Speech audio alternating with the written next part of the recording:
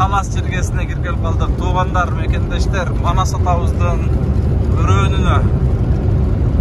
Манас атабыздын бүгүн күмбөзүнө барып, Кудайым буйрса биринчиден Куран түшүрүп, Куран окуп, андан ары ишибизди улайбыз.